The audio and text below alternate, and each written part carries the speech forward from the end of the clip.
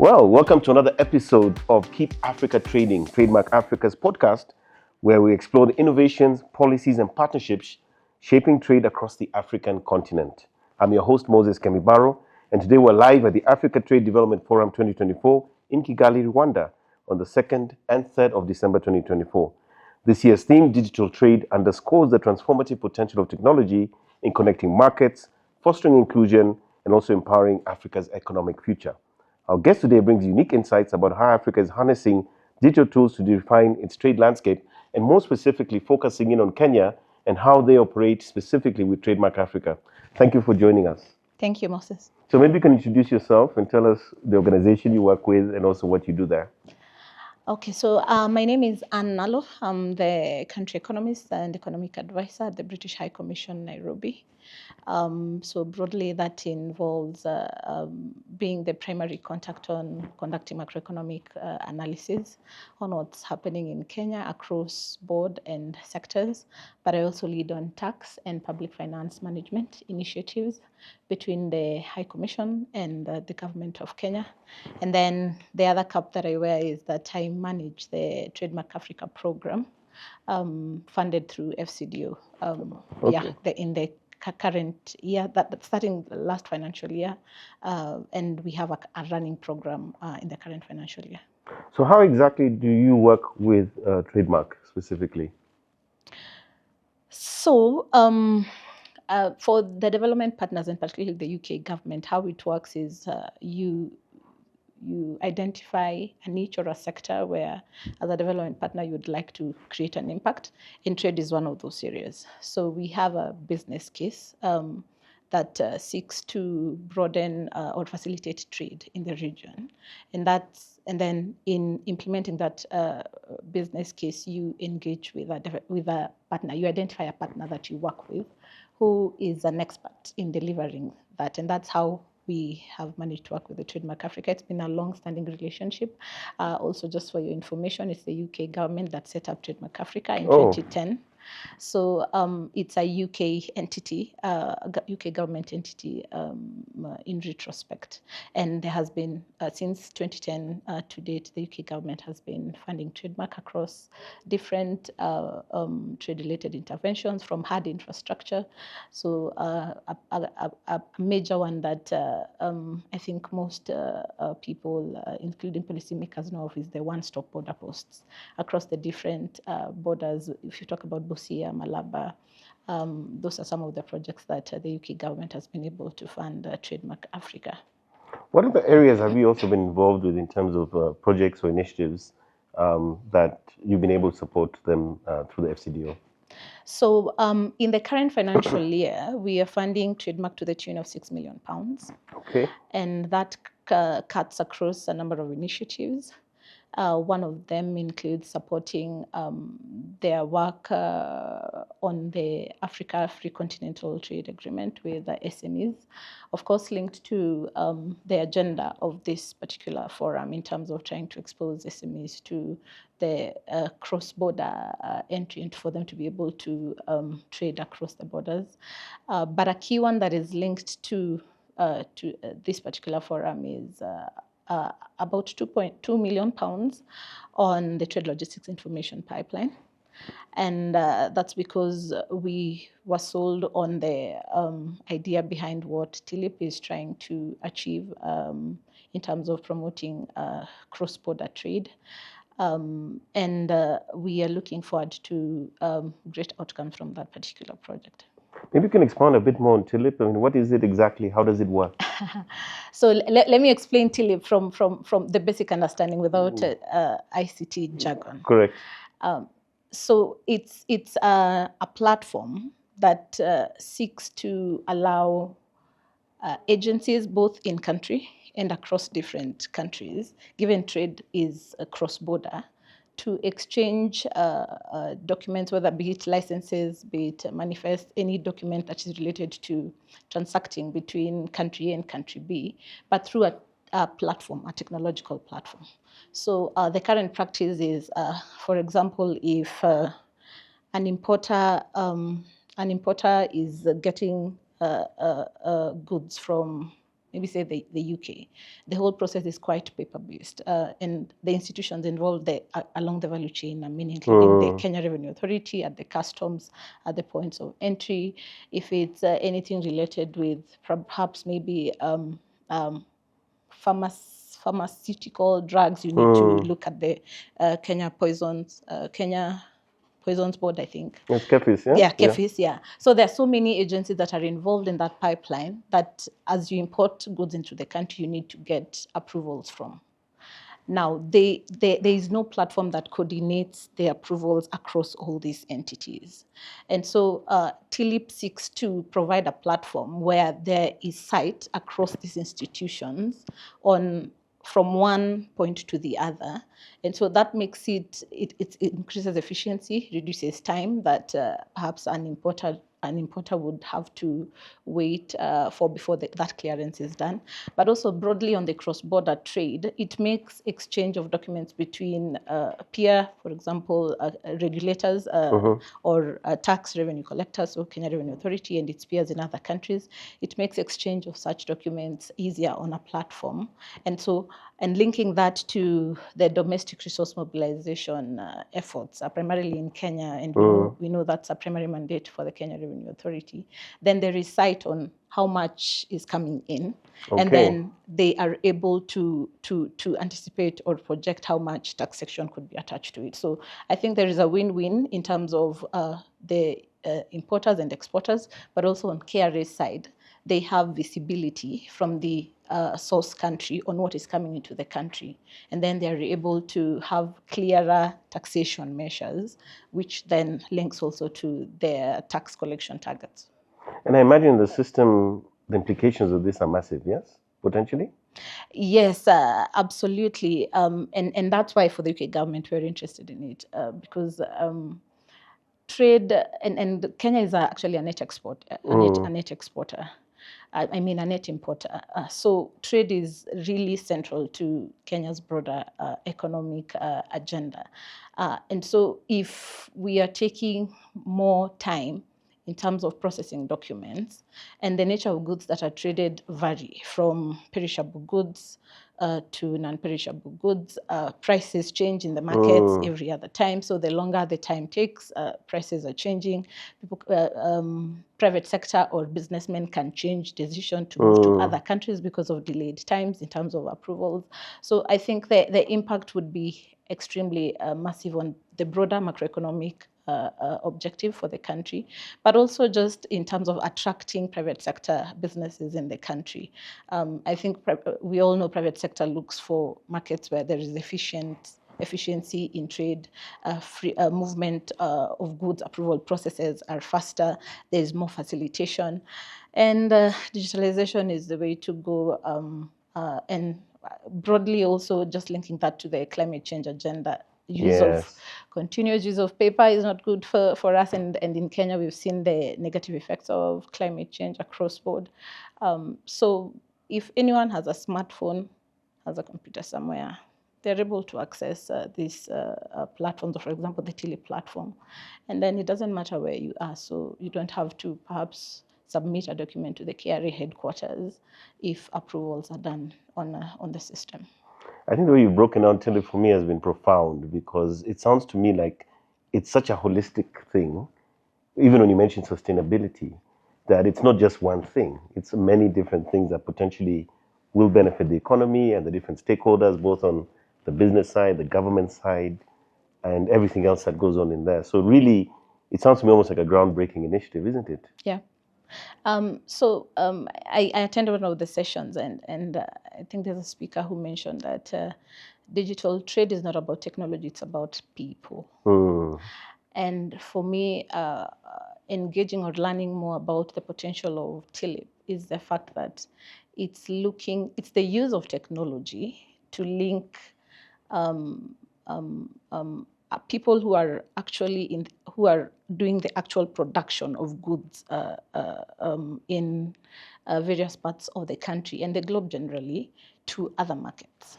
And when you talk about sustainability, the focus is about people. So do they have jobs? Do they have access to jobs? Do they have access to information? Do they have access to better health? Do they have access to better shelter? And for me, digitization or digital trade should actually seek to look at the micro benefits that accrue to an individual or business, a small business, wherever it is that they are, because those are the productive agents of the economy. Correct, correct. So a business, be it a woman or a youth, anyone who's running a business in whichever part of the globe should actually have the same opportunity to trade globally. And digitization does that to them. So that's the potential that I see in TLIP. If you look at the different value chains, and the value chain means, so if, let's say, look at this water, what are the ingredients that build up to having this bottled water? You know, there's somebody who needs to work on the labeling work somewhere, there's somebody who needs to work on the quality of the water. So everyone in that value chain is taken care of, and TLIP then is able to offer an opportunity for sort of a multiply effect on job creation if it is implemented well. So that's the one focus in terms of the potential of TLIP in enhancing also the quality of jobs, not just jobs, but the quality of jobs, because the quality of jobs matters, especially on this side of the continent in sub-Saharan Africa, where we have a really growing population of people who do not really have access to the best jobs in the market. And digitalization then brings that angle in terms of having a more sophisticated jobs accessible to the youthful population. I think for me, another thing would be perhaps access to information. And how that links then to education, because when we were growing up, I think all of our parents would say education is power. You know, education is what opened the doors for them, and I think it's true. It's relatively true, and that's what access to digital platforms does to people. You know, it doesn't matter wherever it is that you are in the world. If you go to Google and you search something, you get access using search engines, you get access to that information. And that's the potential of the digitalization space in terms of translating benefits to a sustainable economy in the long term. So looking forward, I'm thinking 5-10 years ahead, given your long-standing relationship with TradeMark Africa, what are the possibilities you see going forward for Kenya in the different interventions that you're undertaking with them? So one, I know there is a lot of, so Kenya primarily, and I suppose by extension other countries, have really been at the forefront of looking for trade opportunities with other countries. So for example, in Kenya, there's the UK Economic Partnership Agreement. There are other agreements with other countries. We are members of the East African Community. We are members of AfCFTA. We are members of COMESA.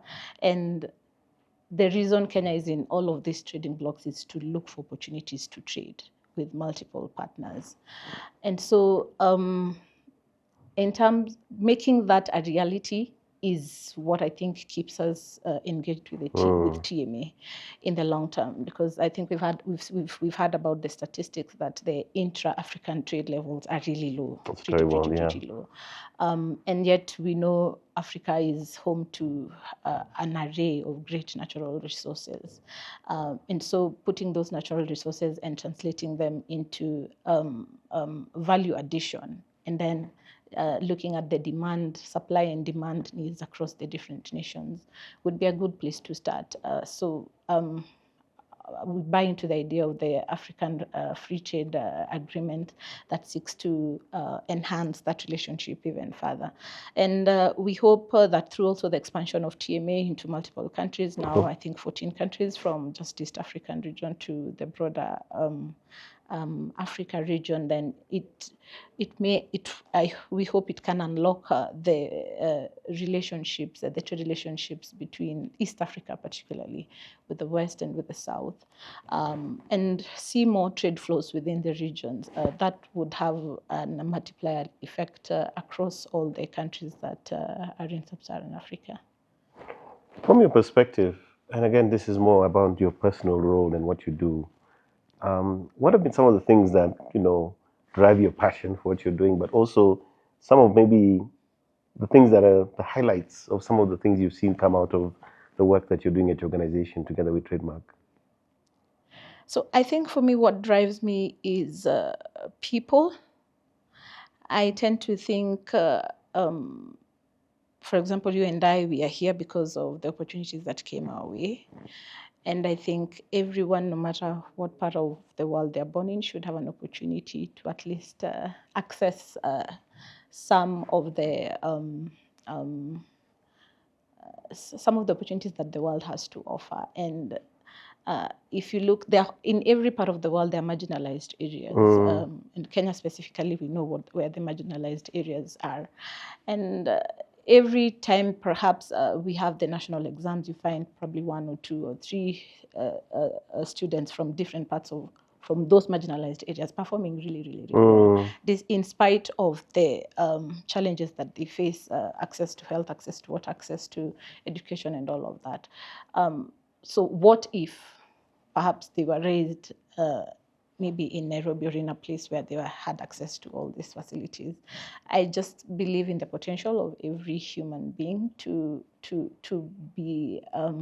create change in the world, and economics makes me be able to be of impact in that sense. Yeah. So whether it's through trade, whether it's through public finance related interventions or budgeting from the government side or any kind of analysis, being able to look at how the macroeconomic benefits trickle down to an average Kenyan is at the heart of what I do. And I hope as we do this work with our partners, whether government or partners like TradeMark and other NGOs or CSOs, at the end of the day, may the life of a Kenyan in the remotest part of the country be able to say that because of this particular intervention, their lives was transformed, and then they are able to create even broader change from where they come from, and in the world, people learn from models. So if you see a model of what you are aspiring to become, then it's easier to learn and be able to follow such paths. So we need more models across board that people in different parts of the country and in the continent can able to look up to and become their best selves. Wow. Yeah. I love the way you articulated it, from the macro to the micro. You see the whole picture, and you can see it down to the individual and how it impacts them. Absolutely. Is there anything else you'd like our audience to know or learn about yourselves, possibly your interventions and collaborations with TradeMark Africa? Anything that you think they would find valuable in terms of what you're able to share with them?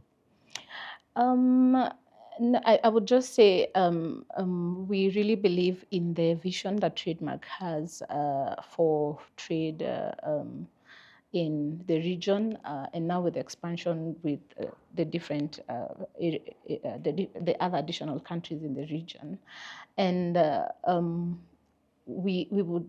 My only plea, perhaps maybe to TradeMark, is as they work on their current, they have a new strategy, Kenya Country Program Strategy 3, is just based on my explanation. They need to look at how the macro then fits into the micro, and how it translates to either creating a job to somebody who lives in Wajir.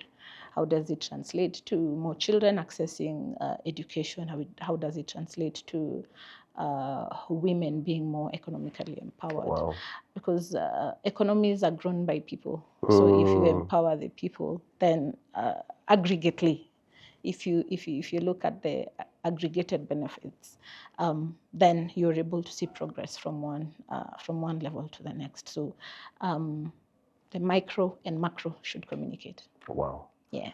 Thank you so much for sharing. It's been a wonderful conversation. Thank you. Wishing you all the best going forward. Wishing you you. all the best with your programs and projects with TradeMark Africa. Sure. And more importantly, keep doing what you're doing, because I think Kenya and the rest of Africa need it.